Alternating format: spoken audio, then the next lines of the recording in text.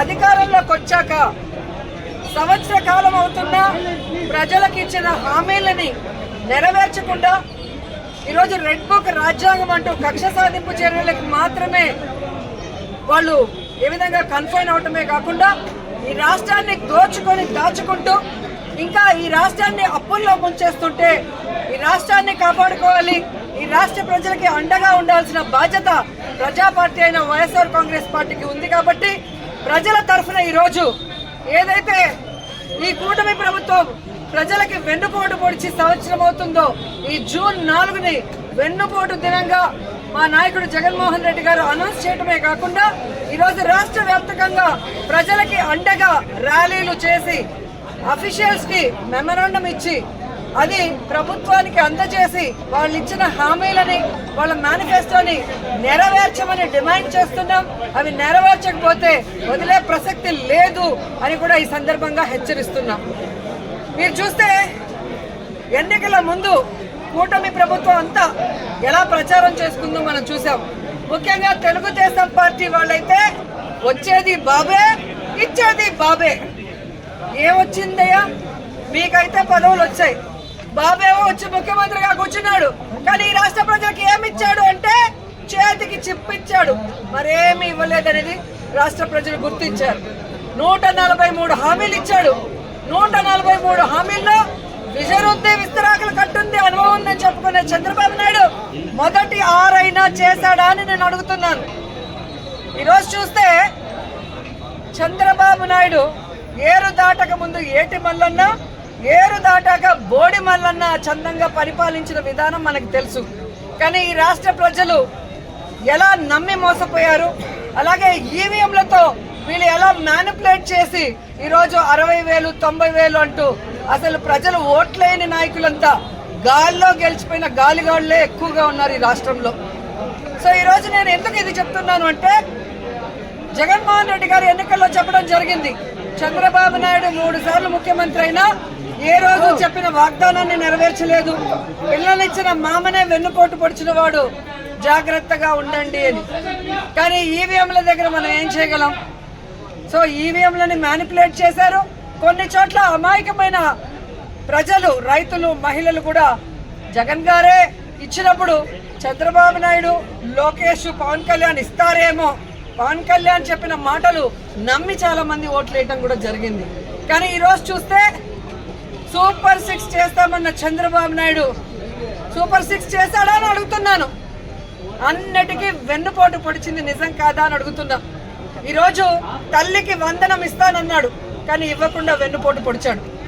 రైతుకు అన్నదాత ఇస్తా అన్నాడు, ఇవ్వకుండా వెన్నుపోటు పొడిచాడు. జాబ్ క్యాలెండర్ ఇస్తా అన్నాడు, ఇవ్వకుండా వెన్నుపోటు పొడిచాడు. ఉద్యోగం ఇస్తా ఇవ్వని వాళ్ళకి నిరుద్యోగ భృతి ఇస్తా అన్నాడు, ఇవ్వకుండా వెన్నుపోటు పొడిచాడు. అలాగే అధికారులకి ఐఆర్ ఇస్తాను, డిఏ ఇస్తాను అని చెప్పాడు, కానీ ఈ రోజు ఇవ్వకుండా ఎలా వెన్నుపోటు పొడిచారో మనం చూసాం. మహిళలకైతే ఉచిత బస్సు ఇస్తాను, పొద్దు నుంచి సాయంత్రం వరకు ఫ్రీగా తిరుక్కోవచ్చు అని చెప్పారు, కానీ ఇవ్వకుండా ఎలా వెన్నుపోటు పొడిచారో మీరందరూ కూడా కళ్ళారా చూశారు. ఈ రోజు ఒక్కరికి కూడా ఒక సెంటు భూమి గాని, ఒక ఇల్లు గాని కట్టించకుండా ఎలా వెన్నుపోటు పొడిచాడో మీరందరూ కూడా కళ్ళారా చూస్తున్నారు. సో వెన్నుపోటు అంటే చంద్రబాబు నాయుడు, చంద్రబాబు నాయుడు అంటే వెన్నుపోటు. ఇది ఈ రోజు ప్రజలు తెలుసుకున్నారు, వాళ్ళకి జరిగిన నష్టాన్ని వాళ్ళు తెలుసుకున్నారు. ఎప్పుడెప్పుడు ఎన్నికలు పెడితే జగన్మోహన్ రెడ్డి గారికి ఓటేసి మళ్ళీ ముఖ్యమంత్రిని చేసుకోవాలని ఎదురు చూస్తున్నారు అన్న దాంట్లో ఎటువంటి అతిశయోక్తి లేదని కూడా తెలియజేసుకుంటున్నా. మొదటిసారి ముఖ్యమంత్రి అయిన జగన్మోహన్ రెడ్డి గారు తాను ముఖ్యమంత్రి అయిన రోజుకి చంద్రబాబు నాయుడు ఖాళీ చేసి ఖజానాలో 100 కోట్లు మాత్రమే పెట్టినా ఆయన పెట్టిన అప్పులన్నీ తీర్చి జగన్మోహన్ రెడ్డి గారు ఇచ్చిన ప్రతి వాగ్దానాన్ని నెరవేరుస్తూ వెల్ఫేర్ డెవలప్మెంట్ 2 కళ్ళగా ముందుకు వెళ్ళాడు. జగనన్న దిగిపోయే రోజుకి 7,000 కోట్ల రూపాయలని ఖజానాలో పెడితే సిగ్గులేని కూటమి ప్రభుత్వ నాయకులు ఈ రోజు ఖజానా ఖాళీగా ఉంది, ఖజానాలో ఏమీ లేదు, ఏం చేయాలో అర్థం కాలేదు అని చెప్పి ఏ విధంగా మొసలి కన్నీళ్లు కారుస్తున్నారో మీ అందరూ చూస్తున్నారు. మరి మొదటిసారి ముఖ్యమంత్రి అయిన వ్యక్తి, వయసులో చిన్నవాడైన జగన్మోహన్ రెడ్డి గారు సంపద సృష్టించి ప్రజలకు ఇచ్చిన మేనిఫెస్టోని ఎలా నెరవేర్చాడు, ఈ రాష్ట్రాన్ని అభివృద్ధి వైపుకి ఎలా నడిపించాడు, మెడికల్ కాలేజీలు ఎలా కట్టాడు, పిహెచ్సిల్ని ఎలా కట్టించాడు, స్కూల్స్ని ఎలా రెనోవేట్ చేశాడు, ఈరోజు టెంపుల్స్ ఎలా కట్టించాడు, రోడ్లు ఎలా వేశాడు, చెప్పుకుంటూ పోతే హార్బర్లు ఎలా కట్టారు. ఈడేమో అనుభవం ఉందంటాడు. సంవత్సరం అవుతుంది, ఒక్క సెంటు భూమి ఒకరికి ఇచ్చారా, ఒక ఇల్లు కట్టించారా? జగన్మోహన్ రెడ్డి గారు దిగిపోయే రోజుకి ఫినిషింగ్ లో ఉన్న మెడికల్ కాలేజీలు ఇంతవరకు పూర్తి చేయట్లేదు. వాటిని అమ్మేసి జగన్ గారి పేరు ఎవరు గుర్తు పెట్టుకోకూడదన్న ప్రయత్నం చేస్తున్నారు. హార్బర్లని అమ్మేయాలని చూస్తున్నారు ప్రైవేట్ వాళ్ళకి. స్కూళ్ళన్నీ కూడా నిర్వీర్యం చేస్తున్నారు. ఇప్పటికే సిబిఎస్ఈ తీసేశారు, ఐపీది కట్ చేసేశారు, ట్యాబ్స్ కట్ చేసేశారు, రెనోవేషన్ లో ఫైనల్ స్టేజ్ లో ఉన్న వాటిని ఆపేశారు. అలాగే పిహెచ్సిలు, హాస్పిటల్లో ఏవైతే బ్యాలెన్స్ ఉన్నాయో వాటన్నిటిని ఆపేయడం మనం కళ్ళారా చూస్తున్నాం. ఇంతవరకు ఒక గుడి కట్టించారా, ఒక బడి కట్టించారా, ఒక రోడ్డు వేశారా, ఒక ఇల్లు కట్టించారా అంటే ఏమీ కూడా లేదు. వీళ్ళు సూపర్ 6ని గాలికి వదిలేసి సూపర్ స్కామ్లు చేసుకుంటూ ముందుకెళ్తున్నారు. ఈరోజు ఈ రాష్ట్రంలో చూస్తే బెల్ట్ షాపులు, పర్మిట్ రూములు ఇప్పటి ముప్పడిగా ఇచ్చి మద్యంతో ఎలా దోచుకుంటున్నారు. ఖజానా బొక్కబట్టారు. ఈరోజు కూటమి ప్రభుత్వ జోబీలు మాత్రం ఫిల్ అవుతున్నాయి మద్యంతో. అలాగే ఇసుక మాఫియా, ఉర్సా భూముల mafia, ganja mafia, drugs mafia, ఈ విధంగా ఇష్టానికి తయారయ్యారు. పోలీసులు ఎలా తయారయ్యారంటే రెడ్ బుక్ రాజ్యాంగానికి కాపలా కాస్తున్నారు.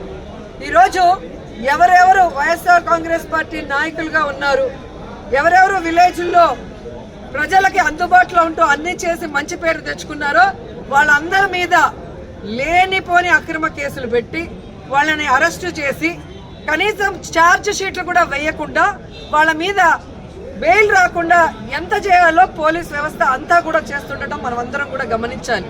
నిజంగా ఒక తప్పు జరిగితే కేసు ఎఫ్ఐఆర్ చేయండి.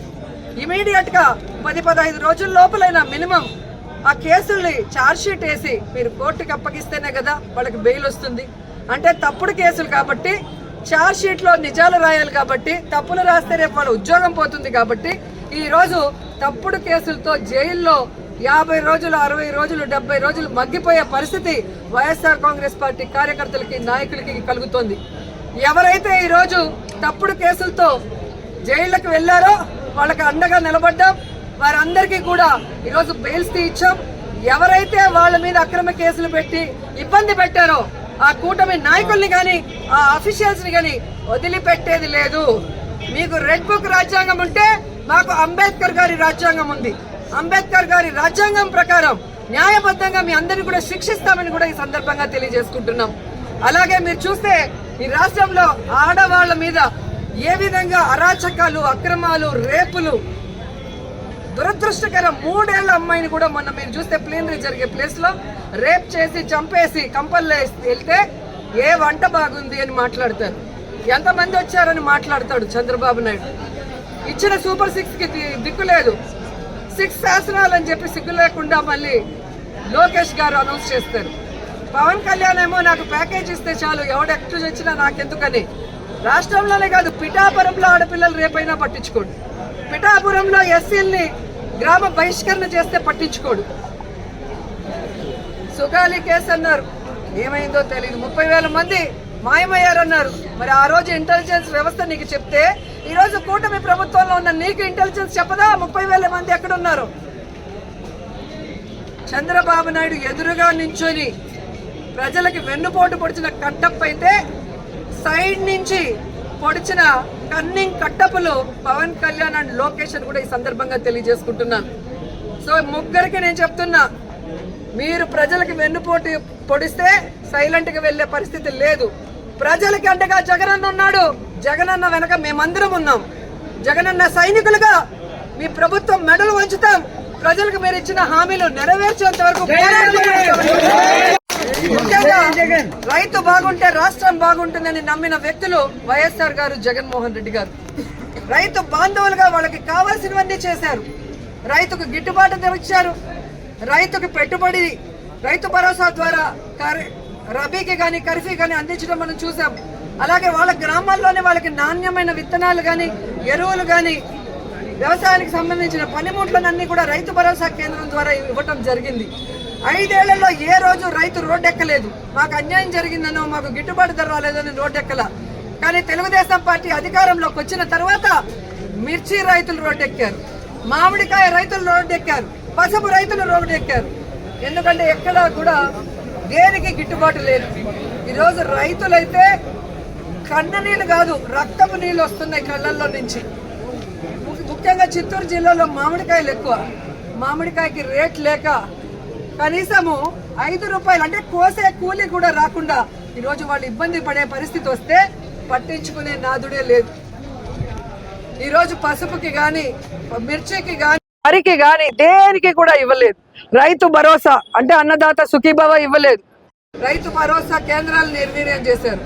భరోసా కేంద్రానికి ఉన్న వైఎస్ఆర్ గారి బొమ్మని జగనన్న బొమ్మని తీసేస్తారు. వైఎస్ఆర్ క్లినిక్ ఉన్న వైఎస్ఆర్ గారి పేరు తీసేస్తారు.